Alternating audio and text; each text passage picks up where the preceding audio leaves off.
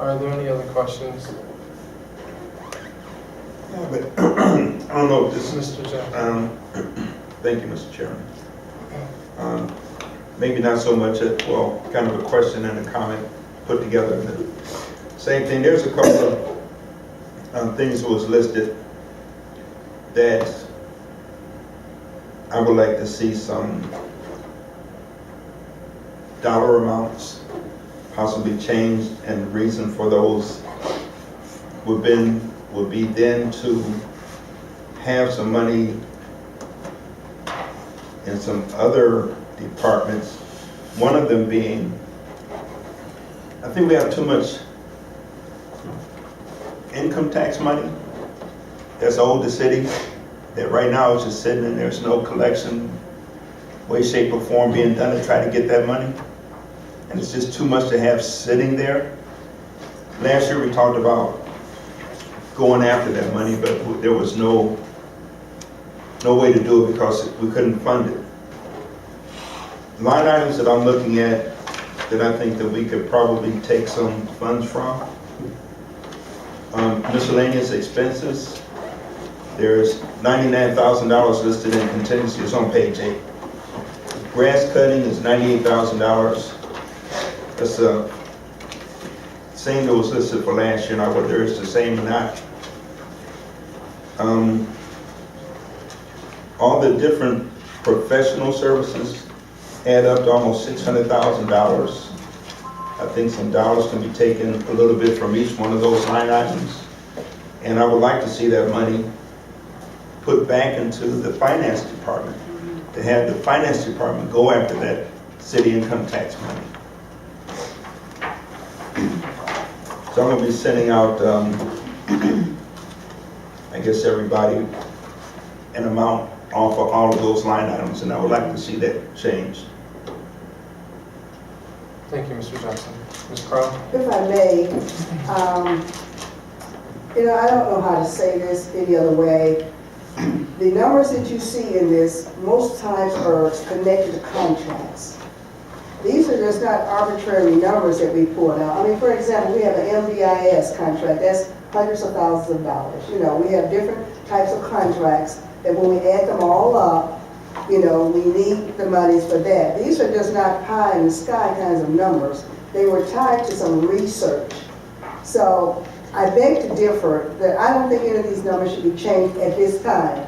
If we change some contracts, which we have in the past, or fees during the course of the year, then you amend the budget. But right now, to go and to cut, and I find it strange with my trying to provide a contingency fund, which was one of the biggest contention of this body, that they wanted to have one, but now I don't understand it. I'm trying to save money in case of a major catastrophe or something, an emergency, and so I put in a contingency to have that. I don't use miscellaneous expenses. I try to outline every expense, so I'm not really sure where you're looking at to see others. I mean, if it is, it's minor. And I don't think we need to get here and get bogged down in minor dollars and cents. If it's a material item, then let's discuss it. If it's not, if it's $1,000 or $500, I don't think we need to discuss that because, like I say, these things come and go. But be sure that every amount, and then getting back to the income tax, that's not quite true. We have an agreement with RITA where they have a collection procedure and they are using it, okay? They are using it. So to sit here to say they have courts and subpoenas and we get money back, it's not the same tangible that you're used to seeing a body in the office. But to me, again, it's all about efficiency. We can trade that off for something else. So I really would appreciate it and wish you would let me do this. And then at the end, if there are some issues or during the middle of the year, at the end of the quarter, you say it's not working, then let's come back. But now to sit here and question all these numbers that I have spent hours and weekends and to come up with these numbers, they were not just pulled out of the sky. So, to go and say we're going to change these numbers, I beg to differ. I do at this point. If we get rolling, and then the income tax RITA does send us reports that, again, as part of my job, And I talk to them often. There's a person there that represents our claims. I talk with her, you know, they send us monies back to the city. They send us checks. They let us know what's going on in terms of who they're after, how many claims they process, and so on and so forth. And again, like I say, that's part of my job that I don't see that I need to come here and just give every little detail. That's what I do. So I know you'd like to have the body, but that's not to say that the body is bringing in more money. There was a big cost associated with having a body sitting in the finance department and a trade-off where we need those dollars to fund other types of expertise and activities in the finance department. I mean, if you come and you can see, I mean, we have, I think, a well-organized finance department now. We have someone on top of purchasing. We know exactly what we owe. I couldn't have sat here and said that last year. I had no idea what the city owed because bills were coming in, there were no purchase orders, and that's the kind of expertise that we're using the money for instead of someone just sitting there filing taxes for free. And what do we benefit? I mean, you know, the benefit was not equivalent to the benefit in efficiency and financial management that we're requiring. That person did not help with audits. I have 3 audits coming up, 3 audits. This person will not help us there. So where will I get the resources if I didn't have the staff that I do have to help with those audits? There's a gap audit coming, there's a fiscal recovery, and there's an IPA audit. The list they send is as long as my arm of documents we have to pull. So, you know, to sit here and do this extra kind of work, there's no staff for that. And there's no need. I think that in terms of what we have, the resources that we do have, we're very efficient with performing our duties. Thank you, Ms. Crowell. Mr. Chairman, Yes, Mayor does Lansky. anyone on council not want us to cut grass this year? Does anyone not want us to cut the vacant homes and let them grow 6 feet tall and flop over and sit there? Do you not want us to cut the lots that are in our land bank? Or all the lots we cut along 480 and all the cul-de-sacs and the dead ends? Should we just stop cutting grass? Is that what this council wants? Because that's what that money's budgeted for. Mr. Jackson. My intention, and I don't think I said stop cutting. I said to cut the amount that 98,000 I thought didn't have to be 98,000. Are you aware that that's not an expense to the city? We charge for that and the money comes back. That's a self-sustaining, self-sufficient program. It costs the city. You know, we have assessments, grass cutting assessments that come through the property taxes. And so that takes care of that. So every dollar that we spend cutting grass next year, we got back. I would say yes. We get that and probably a little more. So that's what I'm saying. You're looking at one side of the budget, which are the expenditures. You'll have to sit and do a matrix and match it up with the appropriations, which I have done in my analysis. I wouldn't have put it here if it was an expense to the city. This is not an expense to the city. We charge for cutting the grass. Okay, but we're saying that you charge it and you are getting the money back. Yes, we're getting most of the money back through the collection assessments that come through. They're assessed on the property taxes, just like garbage, the rubbish and refuse. So we're not billing the homeowners. This money is coming through property taxes. Thank you. Are there any final questions? Yes. Yes, Mr. Brownlee. According to the amended official certificate, the revenue that you gave us, you have $19.1 million roughly. Yet we're only appropriating 17.7. Why not appropriate a little bit more for some of the things we claim that we need?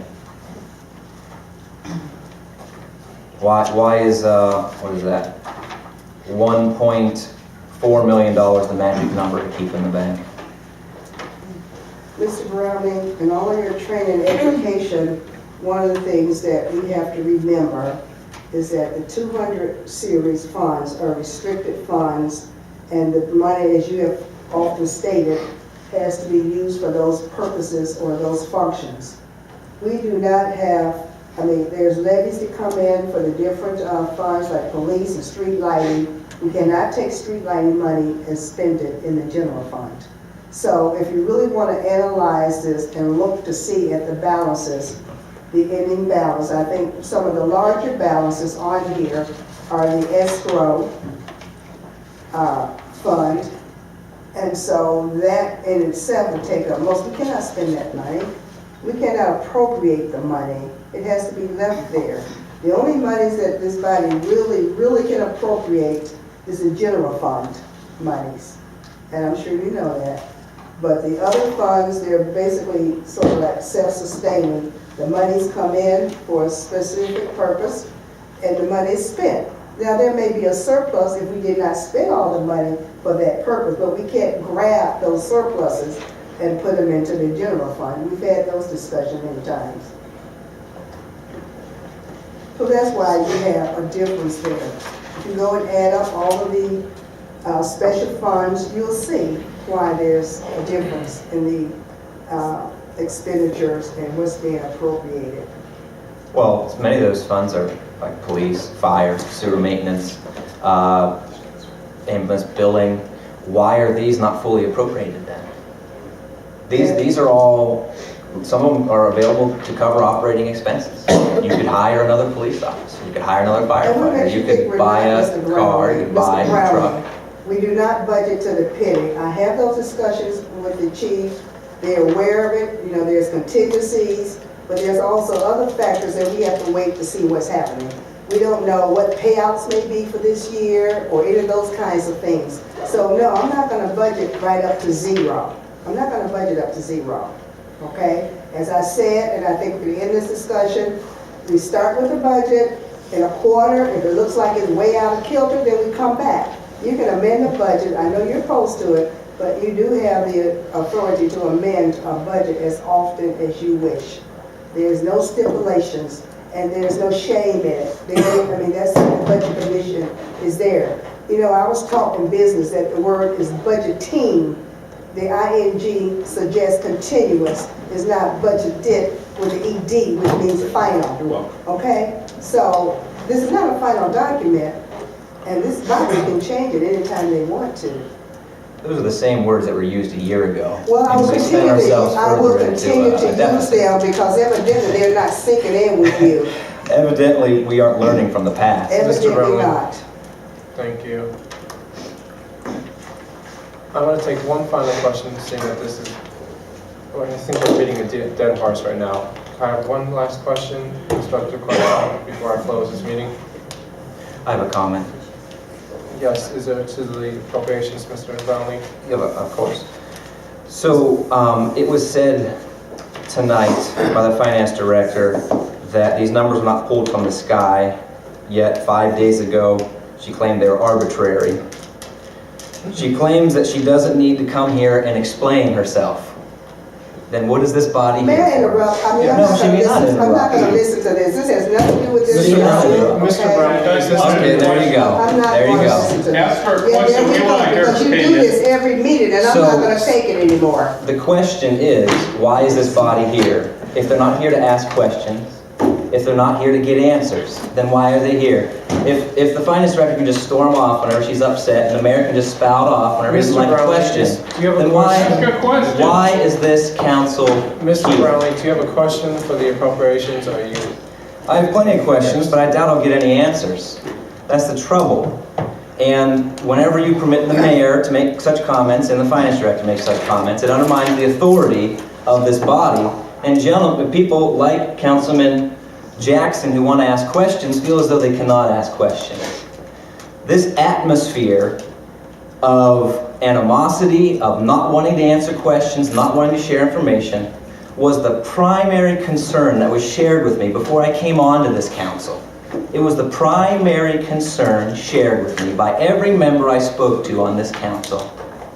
And yet I don't see any members, except perhaps Mr. Jackson, making any movements to change that atmosphere of not answering questions, of not being held accountable, of animosity towards suggestions or questions. Mr. Jackson's been the only one who's made an honest effort at trying to change that. It's obviously continuing right now.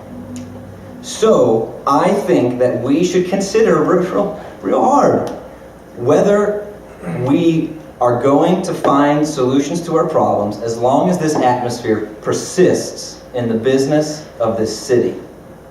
So if you want to change it, I suggest to you, please, step up and start asserting that this is what you want. You want openness to questions, not shutting down of questions, not people demanding that you ask a particular type of question, but you want answers to everyone's questions, whatever they are.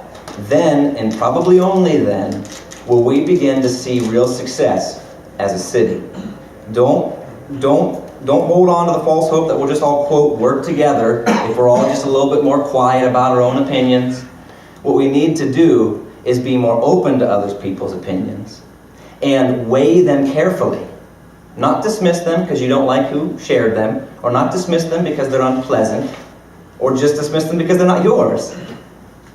We need to consider everyone's suggestions. This body is here primarily, one of its primary functions after creating the laws is to oversee the budget, to allow a member of the administration, members of the administration, to say that this body has no authority to ask questions is completely ludicrous in light of why this body exists, its primary function.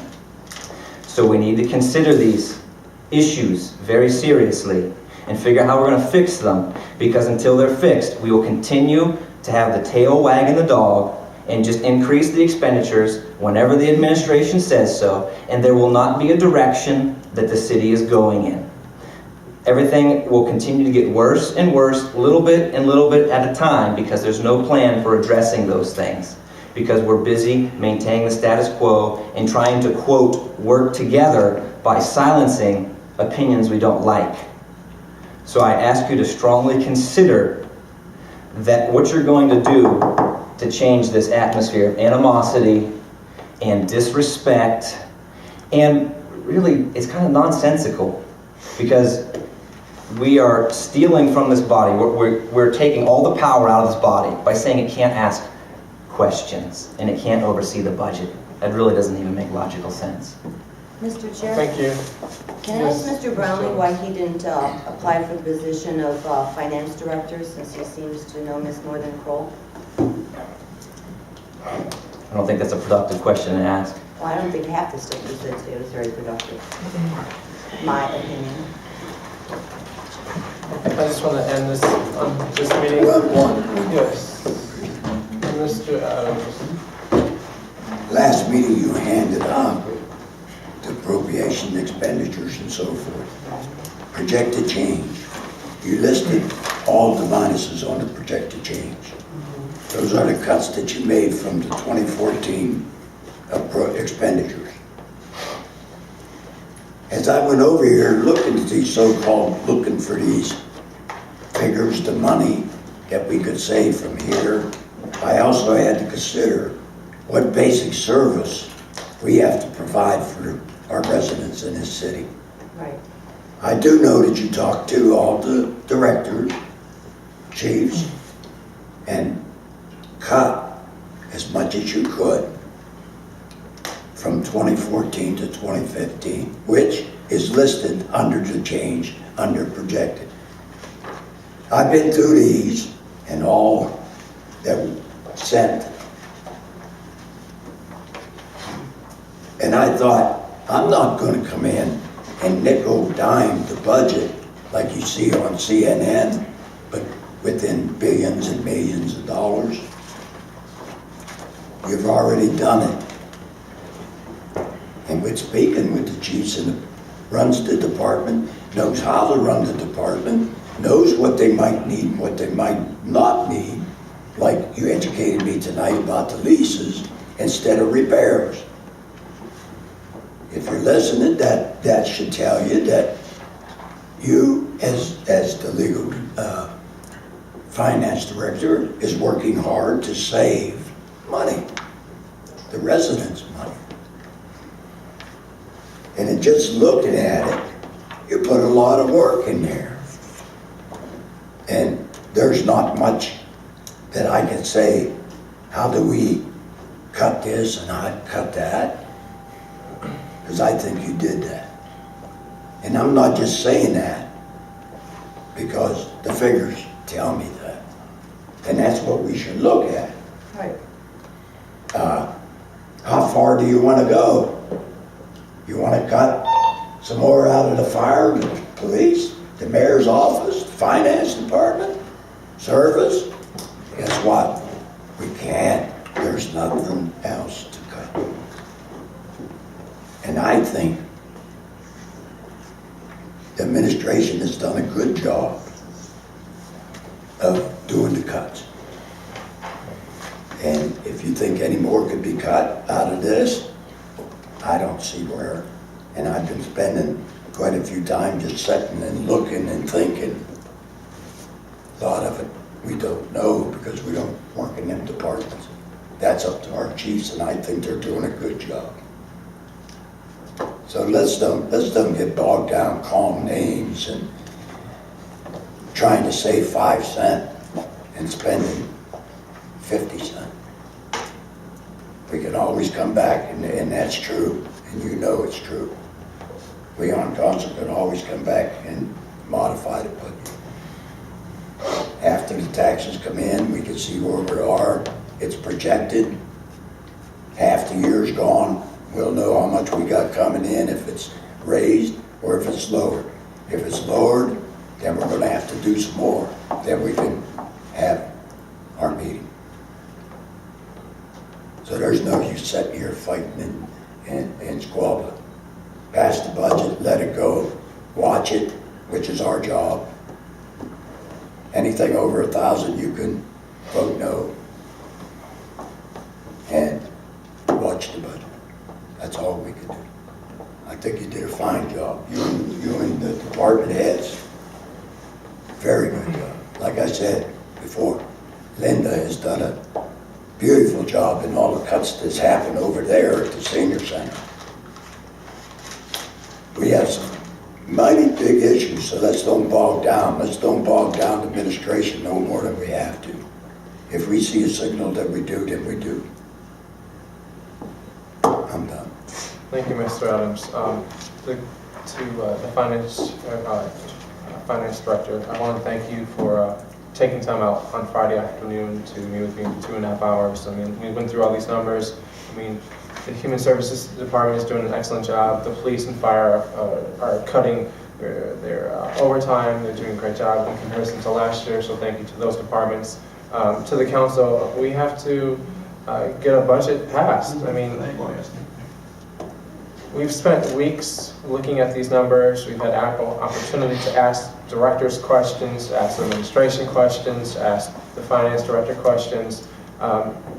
They're the professionals, and we need to trust them rather than interrogate them. That's what's causing the mistrust in the city. Is you have individuals who are tearing apart at the administration and putting out information that's not factual and skewing numbers. I mean, for example, there was a newspaper report where I read that a council member had reported that there was $1,200 appropriated for staplers, when that was not fact.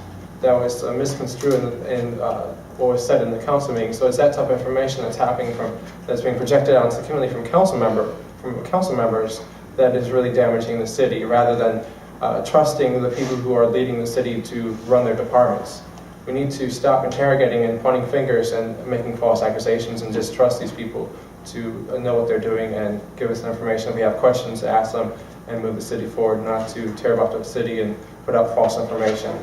So I wish that as the council we could be working on constructive things rather than putting a damaging image of the city and putting out false information that really scares the residents and leads them to believe something that's not even true.